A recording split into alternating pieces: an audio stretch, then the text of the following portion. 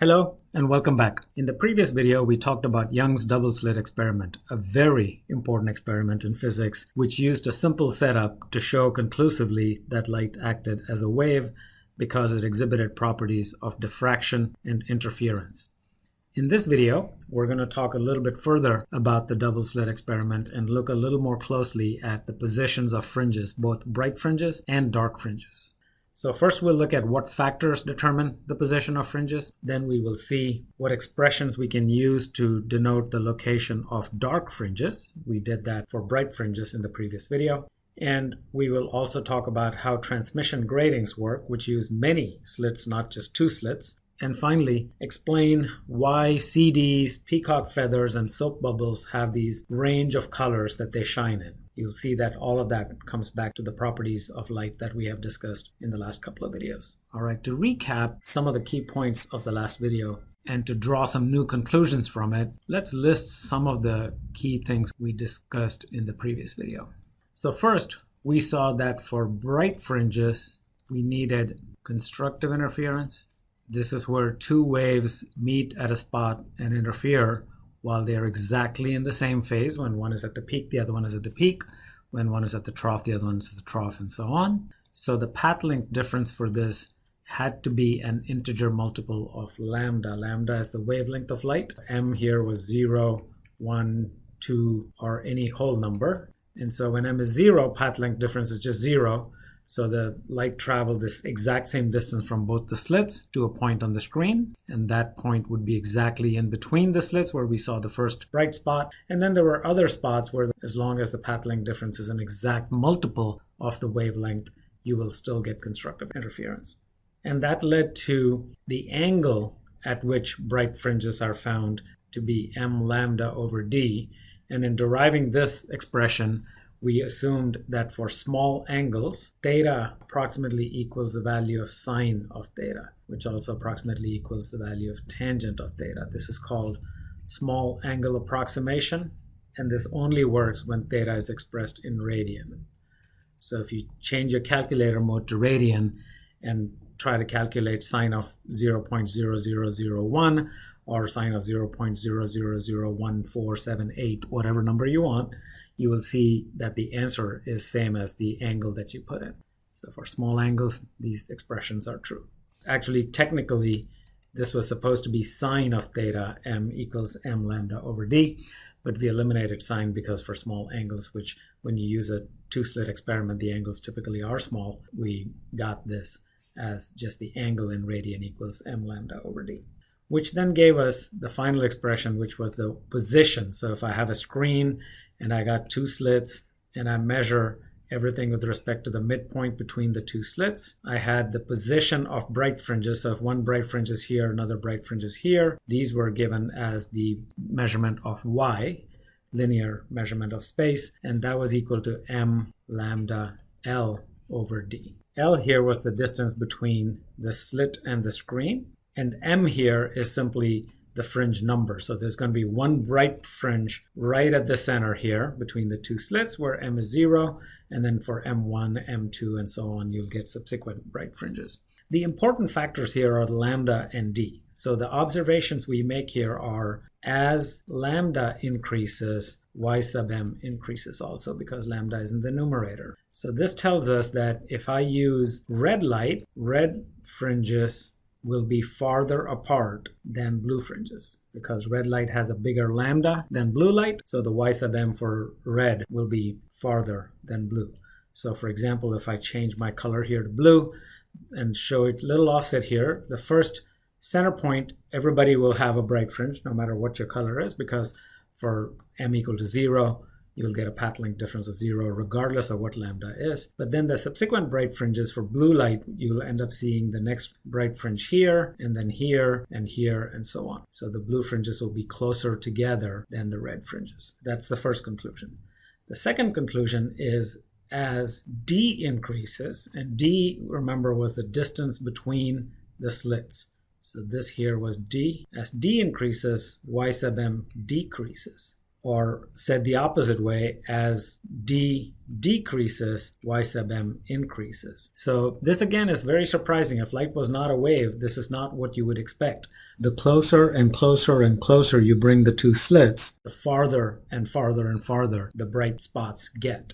So this once again proves that light is a wave. So closer slits produce farther fringes. Those are the important conclusions from the Young's double slit experiment. Okay, let's talk about dark fringes. So far we've been focused on bright fringes, but in order to get a dark fringe, what do you need? The darkest of fringes will be produced when one wave and the other wave are exactly opposite in phase. So where the first wave is at the minimum, the second wave is at the maximum. When the first wave is at the maximum, the second wave is at the minimum, and so on. So when you add these two waves together, you'll get a null result. This is totally destructive interference. The waves are opposite in phase. So what path length differences do I need for dark fringes? Well, the condition we need is if I have a spot on the screen and there are two slits, and if I get a dark fringe here, let's say, the path length difference here has to be equal to lambda over 2, where one has traveled half a wavelength more than the other to get to that spot on the screen. You'll end up with half a wavelength difference exactly, and they will destructively interfere. So this is a destructive interference, producing no light at all. So the values I need for delta R, the first one would be lambda over 2. The second one you might think would be 2 times lambda over 2, but that won't be correct, because 2 times lambda over 2 is just lambda, and when the path length difference is lambda, you will get constructive interference. So this has to be skipped. 3 lambda over 2 works because that's 1.5 wavelengths difference. And then for 2.5 wavelength difference, you get 5 lambda over 2 and so on. So the key here is that we want an odd integer multiple of lambda over 2. We don't want the even integer multiples of lambda over 2 because those will give us a multiple of lambda, which will result in constructive interference. So the expression we use to write this is m plus 1/2 times lambda, where m again is 0, 1, 2, 3, so on. So I've got for m equal to 0, it'll be 0 plus 1/2, which will be just lambda over 2. For m equal to 1, it'll be 1 plus 1/2, which is 3/2, which is this. And then 2 plus 1/2 would be 5/2, which will be that. So we want an odd number of half a wavelength difference for destructive interference to take place. Okay, a couple more things I want to talk about before I wrap up this video. So far we've talked about a double slit experiment, which means there are 2 slits. But there are things called diffraction gratings, and you will use some of this in a lab setting in class. And a diffraction grating has a lot of slits that are very close to each other. Not just 2 slits, but it has lots and lots and lots of slits. And these slits are very close to each other. And so the slit spacing is also very small. So D is small, lots of slit in a little space. And when you have that situation, what happens is your basic conditions for where the bright fringes occur are still the same. Except in a double slit experiment, I kind of glossed over one detail. In a double slit experiment, we said where the brightest of the bright fringes are. So at m equal to 0, the central fringe will be bright. Then we said the next bright might be here, the next bright might be here, and so on. And then the dark fringes will be in between. But they were not single spots. What happens is the boundary between the bright and dark is very fuzzy. So at the center point where we said bright, it's very bright, and then it slowly starts diffusing into less and less and less bright until it gets fully dark for a moment here, and then it starts to get bright again until it gets to fully bright here. So what you end up seeing if you're looking at a screen is you will see something very bright and then less bright and then less bright and then less bright and then less bright and then totally dark and then again build up on brightness to where it gets to be very bright again. So you see a fuzzy kind of degradation from something that's very bright to very dark, and you'll see the various shades of brightness or darkness in between. So you don't see concentrated points of bright or dark. But when you have a diffraction grating and you have many, many, many slits, the constructive interference only happens where the path length difference of every one of these rays is an exact multiple of lambda. And even if you shift the position slightly above it or slightly below it, there are enough of these rays that will be out of phase, so you end up with something that's much darker. So when you have many gratings, you will have a very bright fringe, a lot of darkness, another very bright spot. So you will see some really bright spots and then no light in between, because just even a slight shift from the perfect positions where everybody is lined up to have the exact multiple of wavelength path difference, when you shift from that a little bit, there are enough rays that are out of phase that it ends up making it a dark spot. So that's what we will see when we have a diffraction grating, and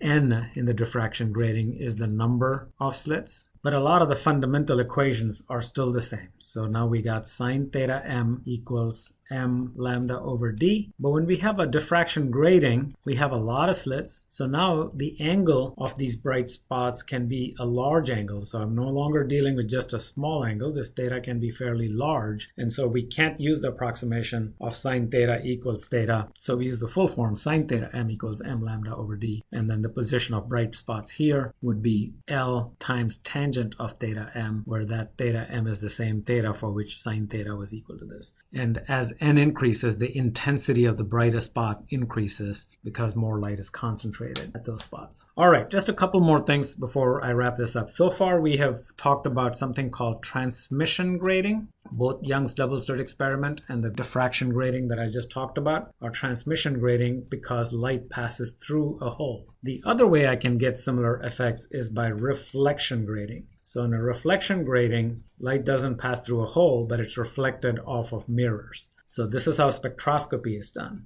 So in a spectrometer, I have a mirror setting that looks like this. I've zoomed in a lot. When you look at it closely, it'll just look like just a rough surface. But this is a mirror where you put a lot of parallel mirrors very close to each other. And these are tiny mirrors. So this is the length of a single mirror. This is just going to be a few micrometers. So very tiny mirrors, but you have a lot of them parallel to each other. And if you shine white light along this, similar to what happens in diffraction grating, it's going to reflect off of each of these mirrors. And when it reflects off of very small pieces of mirror, light diffracts also. So it spreads out, and then this light from one mirror and this light from another mirror, based on spreading out, they will interfere, and you get an interference pattern. So you will get red light that becomes bright at certain spots, green light that'll become, let's say this is the central one, so green light will be spaced a little closer than red light, and then if I have blue light, it'll be spaced even closer because it's a factor of wavelength. Okay, so with reflection, we get the same result as we get through transmission. The point is, when light is either bounced off of a very small surface or passed through a very small opening, it spreads out because of wave-like properties, and then it interferes with itself. So when we see CDs, when you look at a CD, I'm sure you've seen the rainbow colors. That's because the CD surface looks like this. This is a CD surface where it's reflective and it's got these little grooves, and the grooves create separation between multiple mirrors that are very, very tiny, and so it reflects and produces this rainbow colors because different wavelengths of light constructively interfere at different spots.